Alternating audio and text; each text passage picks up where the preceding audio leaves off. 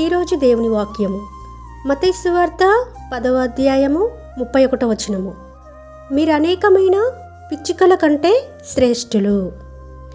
ఇక్కడ ప్రభువైన యేసుక్రీస్తు వారు శిష్యులను ఉద్దేశించి పలుకుతున్న మాట, మీ తల వెంట్రుకలన్నీ లెక్కింపబడి ఉన్నవి గనుక మీరు భయపడకుడి, మీరు అనేకమైన పిచ్చుకల కంటే శ్రేష్ఠులు.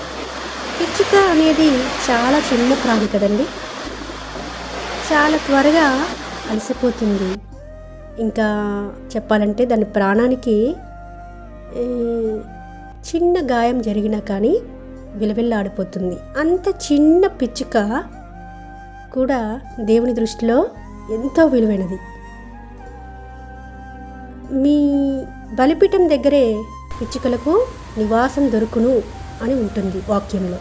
అంటే దేవుడు తన బలిపీఠం దగ్గర అంత చిన్న ప్రాణి, అల్పమైన ప్రాణికే తన బలిపీఠం మీద నివాసం కల్పించినప్పుడు వాటికంటే శ్రేష్ఠులం కదా మనము. అలాంటి మనల్ని దేవుడు పురుకొల్పుతున్నాడు.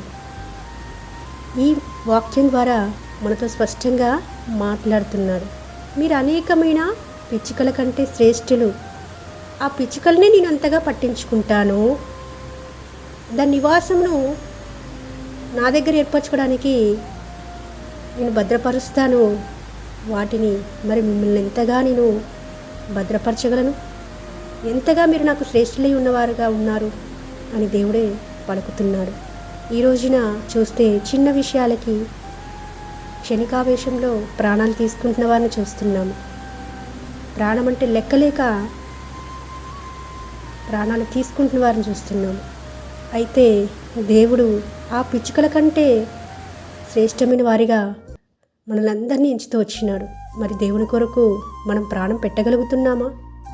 తుచ్చమైన వాటి కోసము, ఎందుకు పనికిరాని వారి కోసము, దేనికి ప్రయోజనం లేని దానికోసము ప్రాణం పెడుతున్నామా మనం?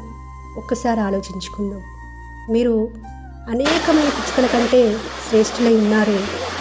మీరు నాకు శ్రేష్టమైన వారు.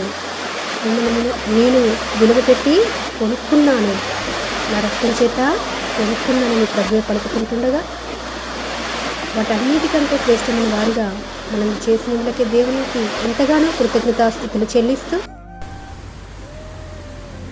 దేవుని చేత మెప్పు పొందేవారిగా మనమందరం ఉండాలని ప్రభుపేట కోరుకుంటూ మీ సహోదరి ఎలిజబెత్ రాణి.